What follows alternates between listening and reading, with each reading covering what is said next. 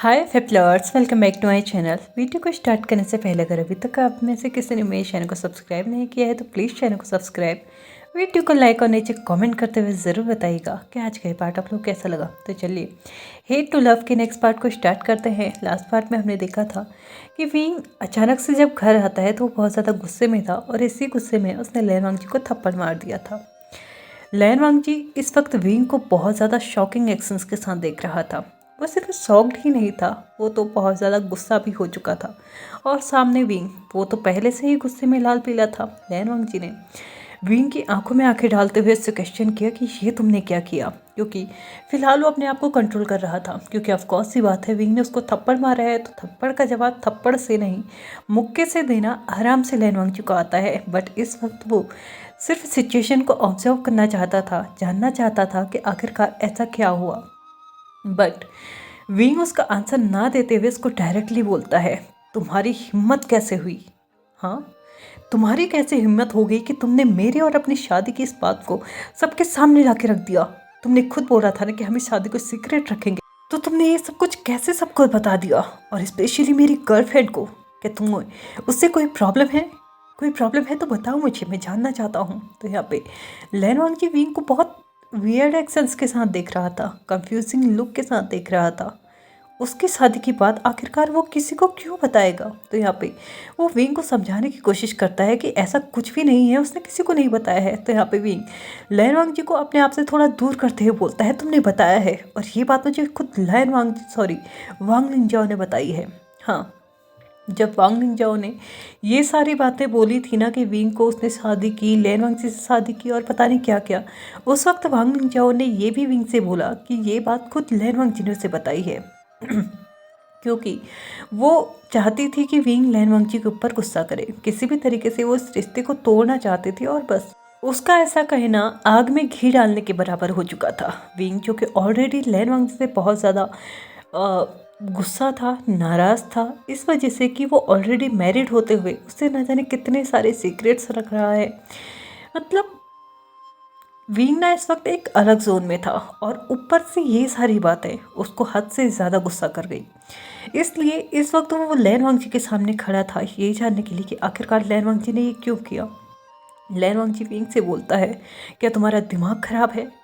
जिस एग्रीमेंट को मैंने बनाया था उसमें क्लियरली लिखा हुआ था कि हम इस शादी को सीक्रेट रखेंगे, तो मैं किसी को क्यों बताऊंगा, और स्पेशली तुम्हारी गर्लफ्रेंड को क्यों बताऊंगा? तो यहाँ पे विंग बिना नोटिस किए ही कि वो क्या बोल रहा है वो डायरेक्टली बोल देता है, ताकि तुम मेरा और वांग लिंजाओ का रिश्ता तोड़ सको। यही तो चाहते हो ना तुम? बताओ, क्या तुम यही चाहते हो?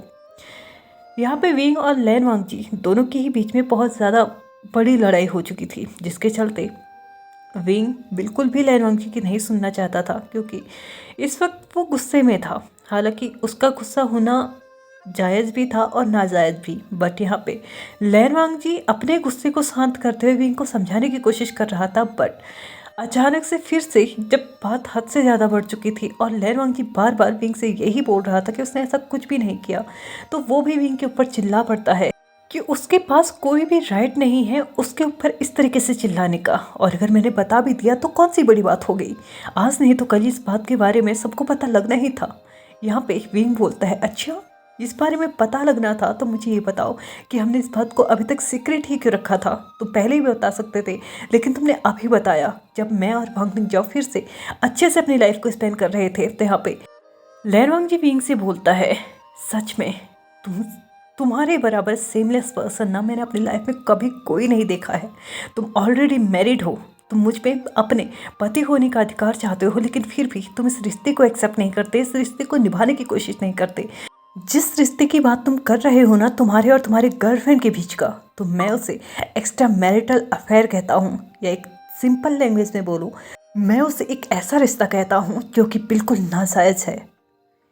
लैन वांग जी का ऐसा बोलना ही था कि विंग का जो टेम्पर था ना वो और भी ज़्यादा हाई हो चुका था। वो फिर से अपने गुस्से में एक बार और लैन वांग जी पे हाथ उठा चुका था। बट इस बार लकीली लैन वांग जी उसके हाथ को रोक चुका था और यहाँ पे उसके हाथ को झटकते हुए उसने जो पहला थप्पड़ मारा था ना उसका जवाब देते हुए लैन वांग जी विंग के मुंह में एक जोरदार थप्पड़ मारता है और उसके बाद बोलता है कि अगर इस रिश्ते की तुम्हारी नज़र में कोई भी वैल्यू नहीं है ना, तो आज के बाद इस रिश्ते की मेरी नज़रों में भी कोई वैल्यू नहीं है। आज के बाद तुम कंप्लीटली फ्री हो, तुम इस घर से बाहर जा सकते हो, तुम्हें जो करना है तुम वो कर सकते हो, और चिंता मत करो, बहुत जल्दी ही तुम्हें तुम्हारे प्रॉपर्टी के पेपर्स भी मिल जाएंगे। ऐसा कहते हुए लैन वांगजी वहाँ से चले गया था। बट हाँ, उसकी आंखों में सैडनेस क्लियरली विजिबल थी, हल्की सी नमी भी थी, जो कि शायद वो रोकने की कोशिश कर रहा था, इसकी वजह से वो हल्की सी ही थी। आगे वो बढ़ते गया, लेकिन आगे बढ़ते बढ़ते अचानक वो रुकता है और उसके बाद बिना मुड़े विंग की तरफ बिना देखे वो बोलता है, उम्मीद कर रहा हूँ कि सुबह अगर मैं यहाँ पे आऊँ तो मुझे यहाँ पे नहीं दिखोगे, और तुम्हारा सामान मैं खुद वहाँ पे भिजवा दूँगा जहाँ पे तुम रह रहे होगे। मैं तुम्हें दोबारा इस घर में नहीं देखना चाहता। ऐसा कहते हुए वो वहाँ से जा चुका था विंग, जो कि लैन वांगजी के ये बोलने से कि वो इस रिश्ते को तोड़ देगा, वो हद से ज़्यादा गुस्सा हो चुका था। उसने लिविंग एरिया में तोड़फोड़ मचाना स्टार्ट कर दिया था। लगभग 15-20 मिनट तक उसका ये प्रोसीजर चलता रहा। उसके बाद एक जगह पे शांत होके वो बैठ चुका था। उसके हाथों में भी चोट लग चुकी थी, क्योंकि उसने बहुत सारे फ्लावर वास तोड़ चुका था। कुछ मिरर से बनी हुई चीज़ें थी, कुछ कांच की चीज़ें थी, तो वो भी उसने तोड़ दी थी, जिसकी वजह से उसके हाथ में और लेग में हल्के से कट आ चुके थे। बट उसका हाथ जो था ना, वो हद से ज़्यादा इंजर्ड हो चुका था, क्योंकि इस वक्त वो इतना गुस्से में था कि वो क्या कर रहा है वो ये समझ ही नहीं पा रहा था। हालांकि लैन वांगजी अपने रूम से ये आसानी से सुन पा रहा था कि बाहर क्या चल रहा है, लेकिन अगर वो रूम से बाहर आता तो उसे पक्का पता था कि वो एक बार और मेल्ट हो जाएगा विंग के साथ। उसका ये जो सब कुछ चल रहा है ना, वो शायद वो इसको आगे को कंटिन्यू करने के बारे में ज़रूर सोचेगा, विंग की गलतियों को माफ़ करने के बारे में सोचेगा, विंग को सुधारने के बारे में सोचेगा और अपने रिश्ते को कायम रखने की कोशिश करेगा। लेकिन अब वो ये नहीं चाहता था, इसलिए उसने अपने दरवाजे को टाइटली बंद कर लिया था, अपने कानों को भी बंद कर लिया था और बस यहाँ पे बैठे रह चुका था। लेकिन उसे खुद भी नहीं पता था कि कब सच में उसकी आंखों से आंसू बहने लगे थे। यहाँ पे 15 मिनट के बाद विंग जब लिविंग एरिया की हालत अच्छे से बिगाड़ चुका था, तब जाके वो काउच पे बैठ चुका था और अपने सर के बालों को बहुत टाइटली ग्रैब करके वो अपने आप में ही गुस्सा निकालने लगा था। लगभग 10 मिनट लगे थे उसे शांत होने में, और तब जाके कहीं वो सोच पाया था कि उसने अभी क्या किया है। सबसे पहले उसने नज़र दौड़ाई पूरी लिविंग एरिया में, जिसमें उसने पूरा का पूरा कचरा फैला के रखा था। यहाँ की हालत उसने पूरी तरीके से ख़राब करके रख दी थी। ऐसी हालत तो कभी उसने खुद के रूम की भी नहीं की थी, जैसे कि उसने लैन वांगजी के घर की कर दी है। लेकिन जैसे ही वो ये सोचता है कि लैन वांगजी के घर की, तो उसे याद आता है कि कैसे उसने घर के अंदर एंटर करते ही डायरेक्टली लैन वांगजी को थप्पड़ मारा था। उसके बाद उसको पता नहीं क्या क्या बोला था। उसे तो गुस्से में अब ये भी याद नहीं आ रहा था कि उसने क्या क्या बोला है, कितनी चीज़ों के लिए उसने लैन वांगजी को ब्लेम किया है। अब वो अपने आप में ही ये सोचने लगा था कि कहीं कुछ ज़्यादा तो उसने नहीं कर दिया ना, कहीं ऐसा तो नहीं ना कि उसने कुछ ऐसा बोल दिया हो जो उसे नहीं बोलना चाहिए था। फिर से थोड़ी देर में उसको याद आता है लैन वांगजी की कही हुए शब्द। उसने उससे डायरेक्टली बोला था कि इस घर से निकल जाओ। वो उसके प्रॉपर्टी के पेपर्स वहाँ भेज देगा जहाँ पे वो रहेगा। और इस चीज़ के बाद विंग को एक चीज़ तो समझ में आ चुकी थी कि वो हर एक चीज़ को अच्छे से मेस्ड अप कर चुका है। इसके बाद वो अपने आप में ही बड़बड़ाता है, शिट, सच में उसने हद से ज़्यादा कर दिया, मुझे उससे जाके मनाना चाहिए। ऐसा करके वो डायरेक्टली उठता है और लैन वांगजी के रूम की तरफ बढ़ता है। वो डोर पे नॉक करता है, लेकिन लैन वांगजी बातों को बिल्कुल भी नहीं सुनना चाहता था। यहाँ पे लैन वांगजी डोर पे हो रहे नॉक को ही महसूस कर सकता था, क्योंकि ऑलरेडी जो रूम था वो साउंड प्रूफ था। बट हाँ, डोर पे नॉक हो रहा है तो काफ़ी हद तक वो महसूस कर पा रहा था, बट वो भी क्लियरली नहीं था।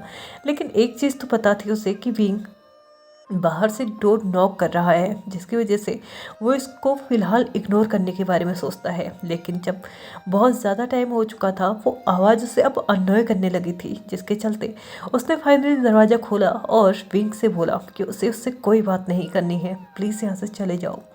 यहाँ पे विंग जैसे ही लैन वांगजी के फेस को देखता है तो उसके हाथों का छाप अभी भी उसके गाल पे पड़ा हुआ था। वो अपने हाथ को उसके गाल पे रखने ही वाला था कि तभी लैन वांगजी उसको वॉर्न करते हुए बोलता है, खबरदार जो तुमने मुझे अब एक और बार टच किया। तो यहाँ पे विंग उससे बोलता है आई एम सॉरी, मैं नहीं करना चाहता था। तो यहाँ पे लेनवांग जी बोलता है ये अच्छा है, पहले तुम मुझे मार लो, तुम मुझे भला बुरा कह लो, जो तुम्हारे मन में आता है सब कुछ कह लो, जो ऐसा तुम करना चाहो तो तुम वो सब कुछ करो, और लास्ट में एक सिंपल सा सॉरी बोल के ये बोल दो कि तुम ये नहीं करना चाहते थे। अगर तुम ये नहीं करना चाहते थे ना विंग, तो तुम ऐसा कभी नहीं करते, क्योंकि तुम्हें कोई नहीं है जो फोर्स कर रहा है, ये तुमने अपनी मर्जी से किया है और तुम यही चाहते हो, इसलिए मैं तुमसे बोल रहा हूँ कि यहाँ से निकल जाओ।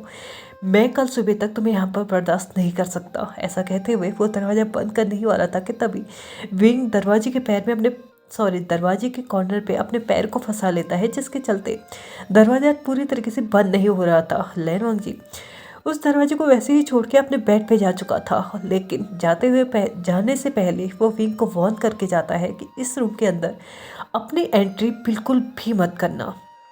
विंग भी लेनवांग जी की इस बात को मान जाता है, लेकिन इससे आगे की बात वो नहीं मानता। लेनवांग जी ने उसको बोला था कि यहाँ पे रह के बात मत करना। विंग दरवाजे को पूरी तरीके से ओपन करता है, बट कमरे के बाहर से ही उसको बोलता है आई एम सॉरी, मैं सच में ये सब कुछ नहीं करना चाहता था, बस मैं गुस्सा था, प्लीज़ एक बार मेरी बात सुन लो, मैं सब कुछ एक्सप्लेन करूँगा। लेकिन लेनवांग जी सामने से कोई रिप्लाई नहीं करता है। थोड़ी देर के बाद विंग जब सॉरी सॉरी बोल ही रहा था, तब लेनवांग जी अपने ऊपर ब्लैंकेट ले लेता है और अब सोने का नाटक करने लगता है। हालांकि विंग को अच्छे से पता था कि लेनवांग जी को इस हालत में नींद तो नहीं आएगी, लेकिन हाँ, वो ये भी जानता था कि इस वक्त वो पर्सन उसे क्या ही कंफर्टेबल करेगा, आई मीन कंफर्ट फील कराएगा, जिसने खुद उसकी ऐसी हालत की है। क्या उसको इतना रूड होना ज़रूरी था? धीरे धीरे उसको हर एक चीज़ याद आने लगती है, कैसे उसने लेनवांग जी के साथ बिहेवियर चेंज किया, कैसे उसने लेनवांग जी को सबके सामने इंसल्ट किया, कैसे लेनवांग जी को हर्ट करने के लिए उसने वांगलिंग जाओ का इस्तेमाल किया, कैसे उसने हर एक बार लेनवांग जी को डिसपॉइंट किया है। बट इस वक्त वो अपने हर एक एक्शंस के लिए सॉरी बोलना चाहता था, वो बोल भी रहा था, यहाँ तक कि उसने प्रॉमिस भी किया कि आइंदा ऐसा नहीं होगा, प्लीज़ मेरी बात एक बार सुन लो, मैं तुम्हें एक्सप्लेन करना चाहता हूँ आखिरकार ये सब कुछ कैसे हुआ, प्लीज़ मेरी बात सुन लो। लेकिन लेनवांग जी उसकी बातों का कोई रिप्लाई नहीं देता। हालांकि विंग अच्छे से जानता था कि लेनवांग जी उसकी हर एक बात सुन रहा है। विंग धीरे धीरे रोने लगता है और उसी रुआसी आवाज़ में वो बोलता है कि प्लीज़ मेरी बात सुन लो, मैं सच में तुमसे एक लास्ट चांस चाहता हूँ, मैं प्रॉमिस करता हूँ, मैं आज तो क्या, मैं लाइफ टाइम कोई गलती नहीं करूँगा, प्लीज़ मेरी बात सिर्फ एक बार सुन लो।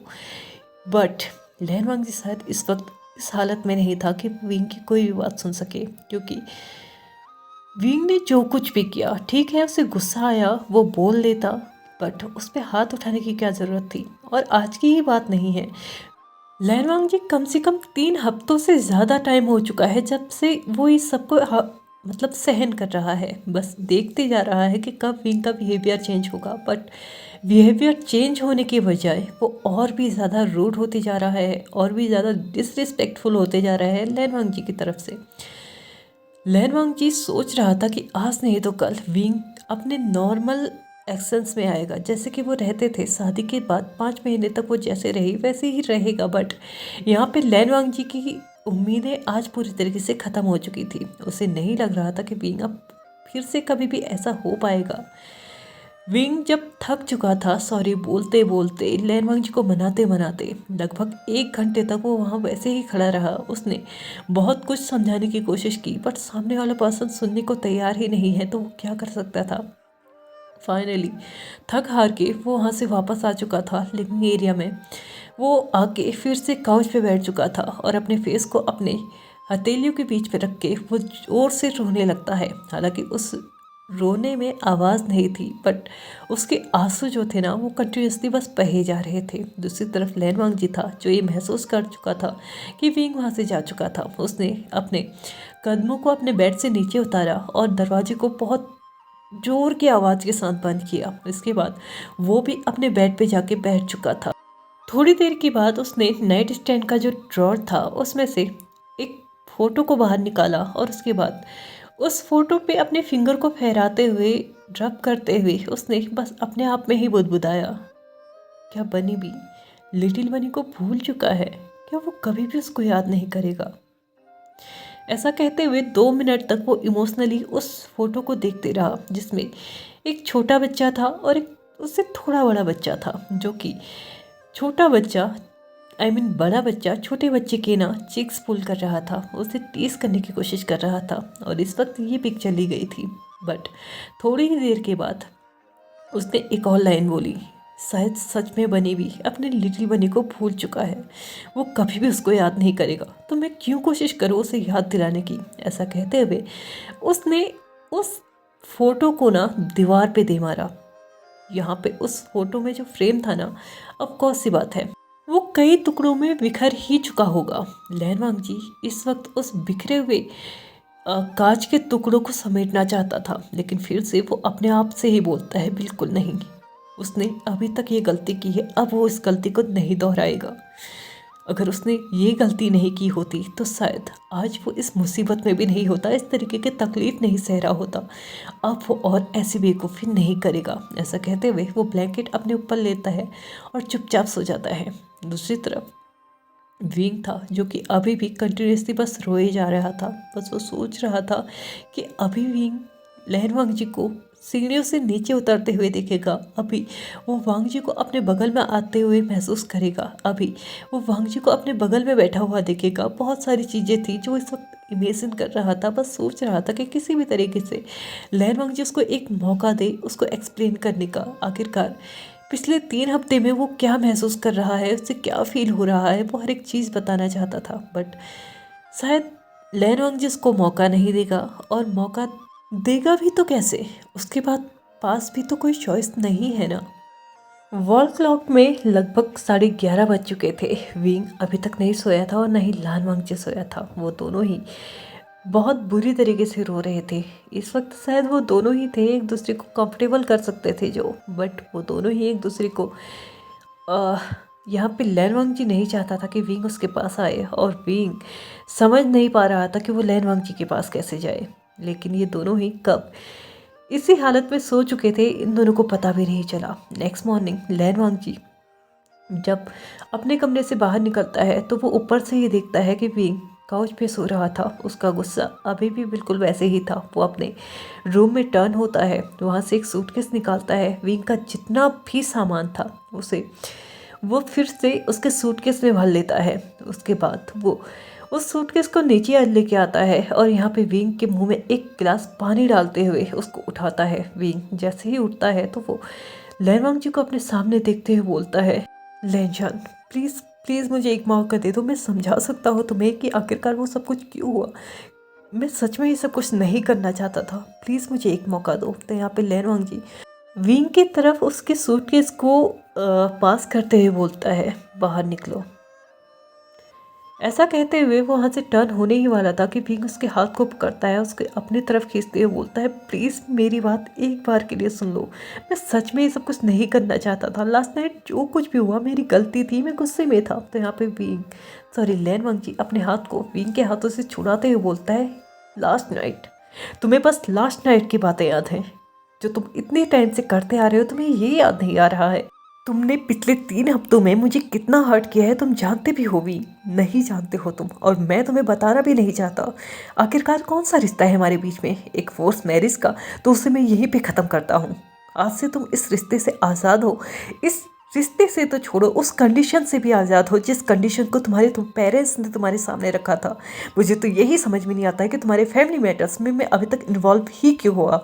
तुम्हें सिर्फ और सिर्फ तुम्हें बदलने के चक्कर में मैंने अपनी पूरी लाइफ बदल दी, या ये कहो कि बर्बाद कर दी, लेकिन तुम्हें फिर भी मैं बदल नहीं पाया। मुझे इस बात का अफसोस है, लेकिन इस अफसोस के चलते मैं और अपनी लाइफ को बर्बाद नहीं करूँगा। अभी के अभी इस घर से बाहर निकलो विंग, वरना मैं इस घर से चले जाऊँगा। विंग लैन वांग जी को रोकते हुए बोलता है कि प्लीज़ ऐसा मत कहो, मैं इस घर से नहीं जाना चाहता, और ना ही मैं चाहता हूँ कि तुम इस घर से जाओ। क्यों जाओगे तुम, ये तुम्हारा घर है। लेकिन प्लीज़ समझने की कोशिश करो, जो कुछ भी हुआ वो एक फ्लो में हो चुका था। मैं नहीं चाहता था ऐसा कुछ भी करना, और पिछले 3 हफ्ते में जो कुछ भी हुआ मैं उसे भी एक्सप्लेन कर सकता हूँ। प्लीज़ मुझे एक मौका दो। तो यहाँ पे लैन वांग जी विंग की आंखों में आंखें डालते हुए बोलता है, जितने मौके तुम्हें दिए गए विंग, क्या वो कम थे? जब तुम उतने सारे मौक़ों में कुछ नहीं कर पाए तो ये एक मौका क्या ही बदल देगा। मुझे नहीं लगता तुम बदल पाओगे और न ही मुझे ये लगता है कि तुम कुछ बदल पाओगे। तो इससे अच्छा है कि मेरे और तुम्हारे रास्ते को अलग करते हैं, ख़त्म करते हैं सब कुछ जो कुछ भी हमारे बीच में था। और वैसे भी ये एक कॉन्ट्रैक्ट मैरिज था, आज नहीं तो कल ख़त्म होना ही था। 6 महीने की बात ख़त्म होना था तो कोई बात नहीं, हम 6 महीने पहले ही इसको ख़त्म करते हैं। लेकिन प्लीज़ अब मुझे मेरी लाइफ पीसफुली जीने दो। यहाँ पे लैन वांगजी विंग के सूटकेस के साथ साथ उसके हाथ को भी पकड़ता है और उसे घर के बाहर कर देता है और जल्दी से उसको घर के बाहर करते ही वो दरवाज़ा बंद कर देता है। ये दिन दोनों का ही बहुत ज़्यादा हार्ड था। विंग को समझ नहीं आ रहा था कि उसे कहाँ जाना है। क्या वो अपने पेरेंट्स के पास जाए या फिर उस अपार्टमेंट में जहाँ पे जाके वो बस अकेले ही रहने वाला है। पेरेंट्स के पास जाएगा तो ऑफकोर्स सी बात है उसके पेरेंट्स उससे 1000 सवाल करेंगे। सबसे पहली बात तो वो यही बोलेंगे कि लैन वांगजी कहाँ हैं, उन दोनों के बीच में क्या चल रहा है। इस वक्त वो जब खुद ही ये नहीं समझ पा रहा है कि उन दोनों के बीच में क्या चल रहा है तो वो अपने पेरेंट्स को क्या समझाएगा। और अगर अपने अपार्टमेंट गया, सॉरी अपने नए घर में गया तो ऑफकोर्स सी बात है वहाँ जाके बस वो लैन वांगजी के बारे में सोचते रह जाएगा। बट इस समय उसके पास जो बेटर ऑप्शन था वो यही था कि वो अपने न्यू घर में ही शिफ्ट हो जाए, क्योंकि लैन वांगजी फ़िलहाल उसकी बात नहीं सुनेगा। लेकिन अगर विंग को उसको बनाना है तो कुछ अलग तरीके अपनाने होंगे। इस घर में तो शायद उसकी एंट्री अब नहीं हो पाएगी। ऐसा सोचते हुए फाइनली दिन के 12 बजे, जो कि अभी तक वो इंतज़ार कर रहा था कि अभी नहीं तो लैन वांगजी थोड़ी देर में ही दरवाज़ा खोलेगा, बट लैन वांगजी ने दरवाज़ा नहीं खोला था। और विंग ने फाइनली अपनी कार कीज़ उठाई और कार में बैठ के वो अपने नए घर के लिए ड्राइव करने लगा था। आज के दिन इन दोनों में से कोई भी कॉलेज नहीं गया था। नेक्स्ट डे लैन वांगजी और विंग दोनों ही कॉलेज जा चुके थे और कल कॉलेज जाते ही जब वो दोनों एक दूसरे से टकराते हैं तो यहाँ पे विंग उससे बात करने की कोशिश कर रहा था तो वहीं लैन वांगजी ने उसे डायरेक्टली इग्नोर किया था। उसकी आवाज़ लगाने पर भी कोई भी रिस्पॉन्स नहीं दिया था। विंग ने पूरा दिन कोशिश किया, क्लास में, कैफेटेरिया में, फिर क्लास में, फिर घर को जाते समय, बट लैन वांगजी ने उसकी एक भी बात नहीं सुनी, ना ही उसकी तरफ एक बार देखा, ना ही उसके बोले गए शब्दों का कोई रिस्पॉन्स दिया।